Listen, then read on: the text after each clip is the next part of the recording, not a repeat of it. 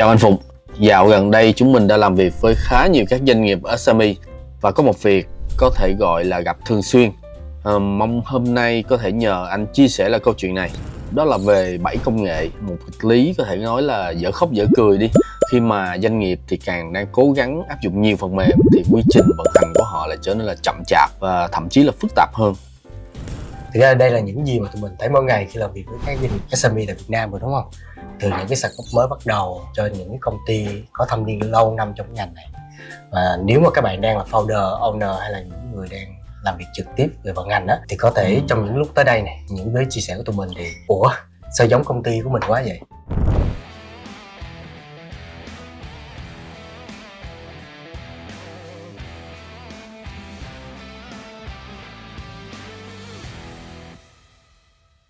Em đang thấy có một cái thực trạng hiện tại như thế này là khi doanh nghiệp họ dùng nhiều công cụ hơn thì cái công việc họ lại đi chậm đi. Thì không biết anh thấy quan điểm này như thế nào? Mình thấy cái quan điểm này rất là đúng. Thì thường thì mình tiếp cận đến các cái doanh nghiệp đó thì mình thường đặt cái câu hỏi là công ty anh chị có sử dụng nhiều phần mềm không? Thường câu trả lời á, là 100% là có và ngày càng nhiều. Thì nó là một cái câu trả lời rất là thú vị, đúng không? Có và càng nhiều đó. Thì đây là một cái nghịch lý mà tụi mình thường gặp rất là thường xuyên ở trong quá trình tư vấn á. Thì doanh nghiệp càng đầu tư công nghệ á, thì cái vận hành của họ càng chậm. Thì để làm rõ vấn đề này thì mình đi sâu thêm một chút xíu về một ngày làm việc của một cái doanh nghiệp nó sẽ thường diễn ra như thế nào. Để mình kể cho các bạn nghe một cái bức tranh rất là quen thuộc ha. Cho một ngày làm việc của một cái doanh nghiệp tiêu chuẩn thì bình thường thì sale sẽ làm việc trên CM nè, marketing chạy quảng cáo, sau đó lưu cái data của Excel, rồi kế toán sử dụng phần mềm kế toán riêng như Visa, một cái phần mềm kế toán hiện đại nào đó, chăm sóc khách hàng sử dụng Zalo, WhatsApp, email. Thì mỗi phòng ban thì bạn đều có những cái công cụ riêng của mình, nhưng dữ liệu thì nó không có nằm chung một chỗ. Thì thực ra thì ở các cái doanh nghiệp mà chúng ta thường gặp quá trình mà tư vấn thì nó thấy các cái doanh nghiệp các bạn gặp một cái vấn đề nó rất là cốt lõi thôi, mà anh nghĩ đâu đó gần như khá là nhiều các doanh nghiệp Việt Nam của mình đang gặp phải. Thì gần như ở mỗi một phòng ban các bạn đều có công cụ. Rồi cuối cùng sao?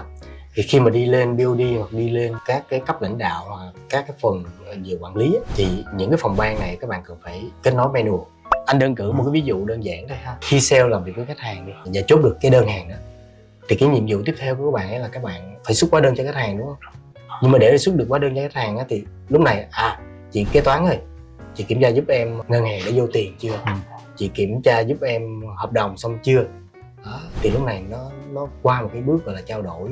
Nó sẽ tùy vô công ty, tùy vô phòng ban, tùy vô người mà cái chuyện đó nó nhanh hay là chậm. Đó, thì bây giờ thử tưởng tượng xem chúng ta sẽ có một cái cách thức nó đơn giản hơn là mỗi khâu mỗi người đều có một cái gọi là quy định cụ thể. Sale chốt hợp đồng xong, ok, tôi chuyển cái luồng đó qua đơn. Lúc này tới kế toán bắt đầu kế toán làm việc. Kế toán thấy đơn rồi thì kế toán bắt đầu start cái chuyện là ok, build cái hợp đồng lên, sau đó kiểm tra tài khoản. Sau khi kiểm tra tài khoản xong rồi ok, xuất hóa đơn đó ra thì bắt đầu báo đơn cái, thì lúc này sale sẽ biết. Thì bắt đầu gửi cái thông tin là ok, tụi em đã nhận được tiền rồi, tụi em gửi hóa đơn qua cho anh chị rồi. Thì một thứ nó sẽ mượt mà hiệu quả hơn. Vậy theo anh đó là do nhân viên họ làm việc chưa tốt hay sao? Thực ra anh nghĩ là họ rất là chăm, nó không phải là về phương nhân viên đâu. Nhưng mà cái phần lớn thời gian của họ thì họ đang tiêu tốn những cái việc nó không có tạo ra giá trị thực. Copy nè, paste nè, sau đó kiểm tra dữ liệu nè, nhắc nhau trên chat. Đó, thì cái câu chuyện nó được lặp đi lặp lại rất là nhiều lần ở trong mỗi doanh nghiệp. Thì đây là một cái dạng mà lãng phí nó rất là nguy hiểm, vì nó không có thể hiện rõ được trên các cái báo cáo như báo cáo tài chính đi, nhưng mà nó sẽ bào mòn các cái năng lượng của nguyên cái đội ngũ của mình mỗi ngày. Mình thấy là khi mua một cái phần mềm mới á, mình có cái cảm giác là mình đang làm cái gì đó cho doanh nghiệp, nhưng mà cái cảm giác đó đôi khi chỉ là cái cảm giác an tâm tạm thời thôi, chứ chưa chắc nó là giải quyết được vấn đề gốc. Đó là những cái vấn đề mà khi mà chúng ta trang bị một cái công cụ mới nó quá nhanh và không có quá nhiều cái buổi gọi là tìm hiểu sâu hơn về các vấn đề cốt lõi mà tại sao chúng ta cần phải thay cái phần mềm như vậy. Thì nó được gọi là cái bẫy công nghệ. Đó, và bẫy công nghệ nó nguy hiểm vì cái công nghệ kém, nó không phải như vậy đâu. Đó, mà cái bẫy nó khi xuất hiện là khi cái công việc của mình rối, mình muốn có một cái giải pháp nhanh. Và cái công nghệ thì thường được nhìn như một cái liều thuốc có thể giải quyết được mọi thứ. Nhưng mà em có thể hiểu được là các cái hệ thống vận hành bên trong nó khi mà không được nhìn lại nó là quy trình.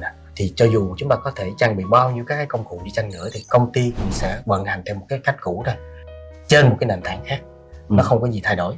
Cái việc mà sử dụng công cụ giống như cái việc mà chúng ta đang xây một căn nhà. Thì chúng ta biết là căn nhà chúng ta sẽ có nhiều phòng chức năng, đúng không? Phòng khách nè, phòng bếp nè, phòng ngủ nè. Thì ở mỗi một phòng á, thì cái việc sử dụng với công năng của nó cũng khác nhau. Thì nó đâu đó nó một cái hình đại diện cho một cái biểu mẫu về một cái doanh nghiệp, nó cũng khá là tương đồng, nó cũng khá là thú vị. Thì đâu đó mỗi cái phòng nó giống như một cái phòng ban của chúng ta. Thì ở mỗi một cái phòng chức năng như vậy thì thông thường chúng ta sẽ có những cái cách mà chúng ta làm cho nó hiệu quả hơn. Ví dụ như ở căn bếp chúng ta có thể chọn một cái lavabo nó có giờ nước mạnh này chẳng hạn, hoặc là nhà vệ sinh thì chúng ta có thể chọn một cái giờ nước nó phun ra nhiều tia. Rồi chưa kể là cái việc decor trang trí ở cái phòng khách nó cũng đi theo cái cảm giác của chúng ta lúc đó. Thì mình cũng sẽ hình dung được cái câu chuyện là nó rất là dễ dàng trong cái quá trình gọi là bổ sung cập nhật. Thì nó tương tự đâu đó giống như cái việc là khi chúng ta vận hành một cái tổ chức vậy. Chúng ta có cái cách thức vận hành, một cái quy trình vận hành bình thường rồi. Bây giờ chúng ta đang thấy thiếu một cái chỗ để mà xịt nước cho nó hiệu quả, có một cái bức tranh để cho nó đỡ trống hơn, chúng ta sẽ thay thế bằng một phần mềm khác. Thì cái vấn đề của nó cũng khá là thú vị. Một số trường hợp thì nó sẽ tăng tốc cái hiệu quả hoạt động lên. Nhưng mà có rất nhiều các cái tình huống, có rất nhiều các cái trường hợp mà mình làm việc với nhiều doanh nghiệp thì cái kết quả cuối cùng nó hơi khó chịu một chút xíu. Ban đầu thì có vẻ hiệu quả đó, nhưng mà cái khúc sau thì do là cái sự chấp vá mà cái sự thiết kế nó không có đến từ ngay lúc đầu, nó dẫn đến là chúng tôi làm việc ngay tại thời điểm này nó hiệu quả, nhưng mà khi mà lúc sau một cái quy trình vận hành nó đi sâu hơn, nó đi nhiều hơn và nó chi tiết hơn, cuối cùng nó dẫn đến câu chuyện nó bị rối và nó không ăn nhập vô trong cái hệ thống tổng thể. Thì cái lối thoát cho cái bẫy công nghệ này không phải là mua thêm đâu, mà theo những cái kinh nghiệm mà bọn mình đã triển khai khá là nhiều là chúng ta nên dừng lại đủ lâu để nhìn toàn bộ các quá trình vận hành của doanh nghiệp, giống như các quy trình vận hành của mình. Và cái mà chúng ta cần phải tìm hiểu là cái công việc đấy đang đi qua những cái bước nào, những cái chỗ nào, dữ liệu được tạo ra ở đâu và chúng ta đang bị kẹt ở chỗ nào.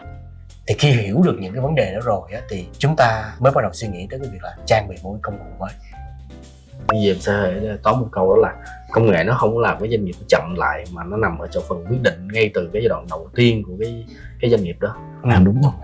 Thì mình nghĩ là với những cái doanh nghiệp mà khi các bạn có đầy đủ các thông tin, cũng giống như những cái ví dụ mà anh em mình đã chia sẻ vừa rồi thì cũng sẽ giúp cho các anh chị em chủ doanh nghiệp của mình cũng sẽ có được một cái nhìn nó toàn diện hơn, cũng giống như là có những cái có thể tránh được những cái sai lầm, những cái bẫy công nghệ mà chúng ta có thể gặp phải trong quá trình vận hành.